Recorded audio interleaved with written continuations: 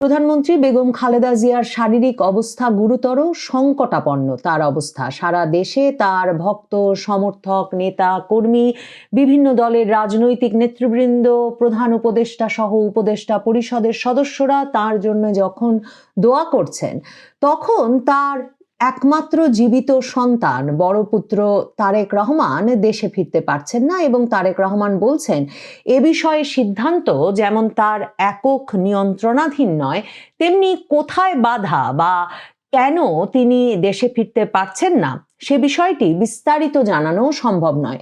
সরকারের তরফে প্রধান উপদেষ্টার দফতরের প্রেস সচিব শফিকুল আলম সাংবাদিকদের সামনে এসে বলেছেন, সরকারের তরফে কোনো বাধা নেই তারেক রহমানের দেশে ফেরার ক্ষেত্রে। বাধাটা কোথায়? একটা নিরাপত্তা ঝুঁকি কি তারেক রহমানকে তার মায়ের, অনেকেই যাকে শেষ সময় বলছেন, মৃত্যুশয্যা বলছেন, সেই সময়ে মায়ের শিয়রে এসে বসতে বাধা দিচ্ছে? কিসের নিরাপত্তা ঝুঁকি? আরেকটি গুরুত্বপূর্ণ ঘটনার কথা মনে করুন। 5ই আগস্ট রাতে রাষ্ট্রপতি শাহাবুদ্দিন চুপ্পু জাতির উদ্দেশ্যে ভাষণ দিলেন। এর আগেই সেনাপ্রধান, বিভিন্ন রাজনৈতিক দলের নেতৃবৃন্দ সহ বঙ্গভবনে গেছেন কি করা যায় শেখ হাসিনা চলে যাওয়ার পরবর্তী পরিস্থিতিতে, এসব নিয়ে আলোচনায়।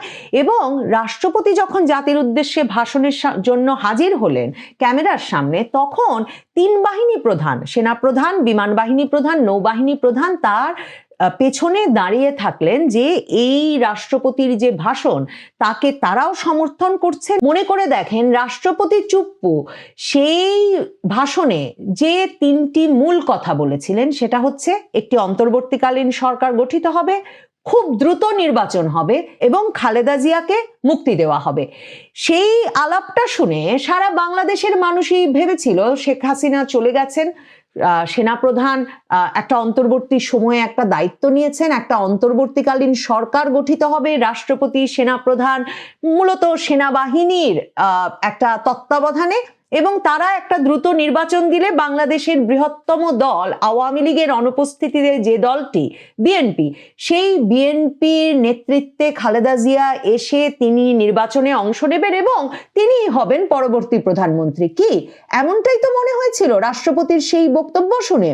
এরপর থেকে খালেদা জিয়া বেরিয়ে এলেন, মানে খালেদা জিয়াকে 6ই আগস্টই মুক্তি দিয়ে দেওয়া হলো, সকল মামলা থেকে খালাস দিয়ে দেওয়া হলো, কিন্তু খালেদা জিয়াকে আমরা আর কখনোই প্রকাশ্যে দেখতে পেলাম না। এবং এখন পর্যন্ত আমরা এমনকি একটা লিখিত বিবৃতি বা তার দলের কেউ গিয়ে তার মতামত জেনে এসে সংবাদ মাধ্যমকে জানিয়েছে শেখ হাসিনার সরকার পতনের ফলে তার কি অনুভূতি বা তিনি দেশবাসীকে কি আহ্বান জানাতে চান, এরও কোনো সুযোগ খালেদা জিয়াকে এরপরে আর দেওয়া হলো না। কি ঘটে গেল? মানে 5ই আগস্ট যখন মনে হলো খালেদা জিয়া মুক্তি পাবেন, তারেক রহমান ফিরে আসবেন, কারণ শেখ হাসিনা আর নাই, কাজে আর কোনো বাধা জিয়া পরিবারের সামনে নাই। কোন সে বাধা? যে বাধা 1.5 বছর সময় ধরে খালেদা জিয়াকে বাড়িতে মুখ বন্ধ করে বন্দি করে রাখলো এবং তারেক রহমানকে আর দেশে ফিরতে দিল না। 1/11 সরকার যখন এলো জানুয়ারি মাসে, 11ই জানুয়ারি যখন সেনা সমর্থিত তত্ত্বাবধায়ক সরকারটি গঠিত হলো, সেই সরকার যখন মার্চ মাসে তারেক রহমানকে গ্রেফতার করলো, সেই সরকার তারেক রহমানকে এরপর বাংলাদেশের রাজনৈতিক সংস্কার, বাংলাদেশের রাজনীতিকে দুর্নীতিমুক্ত করা এবং বাংলাদেশের রাজনীতিতে যে কোনো পরিবার, কোনো ক্ষমতাসীন ব্যক্তি সকল বিচারের ঊর্ধ্বে নয়, সেটা প্রমাণের কেন্দ্রে নিয়ে এলো এই তারেক রহমান, এই প্রধানমন্ত্রী পুত্র, সাবেক রাষ্ট্রপতি পুত্র তারেক রহমানকে। সংস্কারবাদীদের মধ্যে ক্রমাগতভাবে এই একটা আওয়াজ ছিল যে হাওয়া ভবনে যিনি একটা বিকল্প সরকার পরিচালনা করছিলেন, তার মা 2001 সালে ক্ষমতায় এসে তাকে সিনিয়র যুগ্ম মহাসচিব পদ দেওয়ার পর থেকে সেই তারেক রহমানকে গ্রেফতার করতে না পারলে আসলে এই সরকার যে একটা দুর্নীতিমুক্ত রাজনীতি প্রতিষ্ঠার জন্য প্রতিষ্ঠিত হয়েছে তা প্রমাণ হবে না। মার্চে তারেক রহমান গ্রেফতার হলেন এবং এরপর তাকে বিভিন্ন সময়ে রিমান্ডে নেওয়া হতে থাকলো এবং যে পরিস্থিতিতে এক একবার তারেক রহমান আদালতে হাজির হতে থাকলেন, যে ক্রমাগতভাবে প্রথমে তাকে জড়সড় অবস্থায় হেলমেট পরা, বুলেট প্রুফ জ্যাকেট পরা অবস্থায় দেখা গেল, এরপর দেখা গেল তিনি আর চলে ফিরে আদালত পর্যন্ত যেতে পারছেন না, তাকে হুইল চেয়ারে ঠেলে আনতে হচ্ছে। এরপর দেখা গেল হুইল চেয়ারে তারেক রহমান, আরো 17 বছর আগের কথা বলছি, তারেক রহমান একরকমের নির্জীব নিস্তেজ হয়ে পড়ে আদালতে হাজিরা দেওয়া শুরু করলেন। এরপর 2008 সালের জানুয়ারি মাসে ভারতের সংবাদপত্র ইন্ডিয়ান এক্সপ্রেস তারেক রহমানের বরাত দিয়ে এই খবর প্রকাশ করলো যে তারেক রহমান বলছেন যে তাকে ক্রমাগতভাবে হেফাজতে নিয়ে, এবং হেফাজত মানে কার হেফাজত, তখন তিনি সেনা হেফাজতে আছেন, এবং সেনাবাহিনীর সেই হেফাজতে নিয়ে তারেক রহমান বললেন যে তাকে রিমান্ডের সময় তাকে 24 ঘন্টার মধ্যে 18 ঘন্টায় হাত ও চোখ বেঁধে রাখা হচ্ছিল, এবং তার বরাত দিয়ে ইন্ডিয়ান এক্সপ্রেস লিখলো যে আমাকে বেঁধে রুমের ছাদের সাথে ঝুলিয়ে আবার ফেলে দেওয়া হয় এবং শারীরিকভাবে নির্যাতন করা হয়। এই পরিস্থিতিতে ওই ভয়াবহ নির্যাতনে তারেক রহমানের মেরুদণ্ডের হাড়গুলো ভেঙে যাওয়া শুরু করলো এবং সে কারণে তিনি আর উঠে দাঁড়াতে পারছিলেন না। 2008 সালের জানুয়ারি থেকে এই খবর যখন প্রকাশ্য হয়ে পড়লো, খালেদা জিয়া তো তিনিও তখন কারাদণ্ডে দণ্ডিত। খালেদা জিয়া এবং তার ছোট পুত্র আরাফাত রহমান কোকোকে আবার সেনা সমর্থিত তত্ত্বাবধায়ক সরকার তারেক রহমানের 6 মাস পর 2007 সালের সেপ্টেম্বরে গ্রেফতার করে নিল।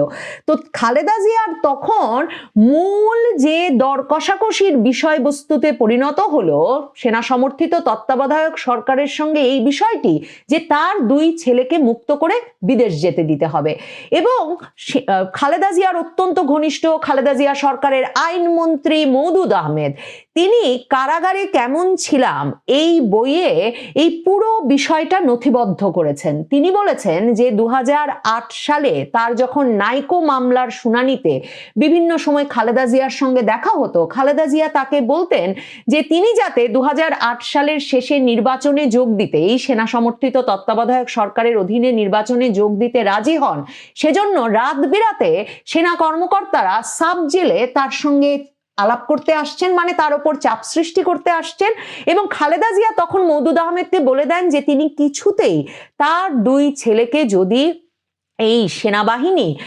মুক্তি না দেয় এবং মুক্তি দিয়ে বিদেশ যাওয়ার ব্যবস্থা না করে দেয়, তিনি কিছুতেই নির্বাচনে অংশ নেবেন না। মওদুদ আহমেদ তার কারাগারে কেমন ছিলাম বইয়ে স্পষ্ট করে লিখেছেন যে সেনাবাহিনী শুধুমাত্র তার উপর চাপ সৃষ্টি করতে, কারণ সেনাবাহিনী জুলাইয়ে 2008 জুলাইয়ে কিন্তু আরাফাত রহমান কোকোকে ছেড়ে দেয়। আরাফাত রহমান কোকো প্রথমে চিকিৎসার জন্য থাইল্যান্ড যান, তারপরে গিয়ে মালয়েশিয়ায় থিতু হন, কিন্তু সেনাবাহিনী কিছুতেই, এই মঈনুদ্দিন ফখরুদ্দিনের সরকার কিছুতেই হাওয়া ভবন অভিযোগের কেন্দ্রে থাকা তারেক রহমানকে ছাড়তে রাজি হচ্ছিল না। তারেক রহমানকে পুরো বিচার প্রক্রিয়ার মুখোমুখি করে একটা দীর্ঘ সময়ের জন্য কারাদণ্ড দেওয়ার মাধ্যমে, দণ্ডিত আসামিতে পরিণত করবার মাধ্যমে রাজনীতি থেকে একেবারে মাইনাস করে দেওয়া, চিরতরে বিএনপি বা বাংলাদেশের রাজনীতি থেকে বিচ্ছিন্ন করে দেওয়াই ছিল মঈনুদ্দিন ফখরুদ্দিন সরকারের মূল উদ্দেশ্য, সেনা সমর্থিত তত্ত্বাবধায়ক সরকারের মূল উদ্দেশ্য। তখনকার ডিজিএফআই এর উচ্চপদস্থ কর্মকর্তা ব্রিগেডিয়ার এটিএম আমিন, বিএনপির তখনকার মহাসচিব খন্দকার দেলোয়ার হোসেন এবং আলী হাসান মোহাম্মদ মুজাহিদ, জামায়াতে ইসলামীর নেতা, এরা 3 জন মিলে কারাগারে গিয়ে শেষ পর্যন্ত 2008 সালের 28শে আগস্ট খালেদা জিয়ার সঙ্গে এই চুক্তিতে পৌঁছন যে খালেদা জিয়া নির্বাচনে অংশ নেবেন আর তারেক রহমান দীর্ঘ সময় আর রাজনীতি করবেন না, সেই প্রতিশ্রুতি দিয়ে তিনি দেশত্যাগের সুযোগ পাবেন। এবং তারপর তারেক রহমান দেশত্যাগের সুযোগ পান সেপ্টেম্বর মাসে। মওদুদ আহমেদ লিখেছেন কারাগারে কেমন ছিলাম বইতে যে এমনও হতে পারে যে খালেদা জিয়া জেনারেলদের সাথে এই সমঝোতা করেছিলেন যে তারেক রহমান আপাতত নিজেকে রাজনীতিতে জড়াবেন না, এবং এই মর্মে তারেক রহমান কোনো সম্মতিপত্রে স্বাক্ষরও দিয়ে থাকতে পারেন। এখন ওয়াকারুজ্জামান যে তারেক রহমানের যথেষ্ট নিরাপত্তার ব্যবস্থা তার সেনাবাহিনী করবে বাংলাদেশে তিনি এলে, এই কথাটা যে কখনো মুখ দিয়ে উচ্চারণ করছেন না, এমন একটা ভয়াবহ সংকটকালীন সময়েও যে তিনি এগিয়ে এসে বলছেন না যে তারেক রহমান আপনি নিরাপত্তার ঝুঁকি নিয়ে ভাববেন না, আমরা আছি আপনার পাশে, এই বিষয়গুলো নিয়ে যে বিস্ময়, সে বিস্ময় কেটে যাবে যখন আপনি হিসাব মেলাবেন যে তারেক রহমান তো এই ওয়াকারের বাহিনী, সেনাবাহিনীর জেনারেলদের কাছে মুচলেকা দিয়েই দেশত্যাগ করেছিলেন যে তিনি আপাতত আর রাজনীতিতে জড়াবেন না। এখন কতদিন তার সেই রাজনীতিতে না জড়ানোর সময়সীমা, সে বিষয়ে নানাজন নানা কথা বলেন। কেউ বলেছেন 3 বছর, কেউ বলেছেন যে খালেদা জিয়া নিজেই তো গণমাধ্যমকে বলেছিলেন যে সুস্থ না হয়ে ওঠা পর্যন্ত তারেক রহমান রাজনীতির বাইরে থাকবেন। এখন এই তার সুস্থতার সার্টিফিকেটটাও তো যাদের কাছে তিনি মুচলেকা দিয়েছেন তাদের কাছ থেকেই তাকে পেতে হবে। দেখেন, সেনাপ্রধান ওয়াকারুজ্জামান বা সেনাবাহিনী কিভাবে জিয়া পরিবারকে আষ্টে পৃষ্ঠে বেঁধে রেখেছে তার প্রমাণ যে এইবার যখন খালেদা জিয়া মুক্তি পেলেন 6ই আগস্টের পর থেকে, তারপর তিনি নিষ্প্রাণ নির্জীব হয়ে পড়ে আছেন। একমাত্র যে সামাজিক অনুষ্ঠানে তাকে যাওয়ার অনুমতি দেওয়া হলো তার দলীয় কোনো অনুষ্ঠানে নয়, একমাত্র যে সামাজিক অনুষ্ঠানে তাকে যাওয়ার সুযোগ দেওয়া হলো, ফটো সেশন করানো হলো, সেটা কিন্তু এবারের মতোই 2024-এরও 22শে নভেম্বর সশস্ত্র বাহিনী দিবসে। এবং এর আগে এবং পরেও খালেদা জিয়া নির্জীব, নিশ্চুপ, একেবারে চুপ জানুয়ারি মাসে এসে। এবং আমরা একটা দীর্ঘ সময় শুনে আসছিলাম যে খালেদা জিয়া কেন বিদেশ যেতে পারেন না চিকিৎসার জন্য, তার কারণও শেখ হাসিনা সরকার, কারণ শেখ হাসিনার বাধার কারণেই খালেদা জিয়া লন্ডনে গিয়ে চিকিৎসা করাতে পারছেন না। অথচ এর আগস্টে শেখ হাসিনার পতনের পরেও দীর্ঘ সময় চলে গেল, খালেদা জিয়ার বিদেশ যাওয়া বিষয়েও কোনো উদ্যোগের কথা শোনা গেল না। জানুয়ারির 2 তারিখে সেনাপ্রধান সস্ত্রীক খালেদা জিয়ার সঙ্গে সাক্ষাৎ করতে গেলেন।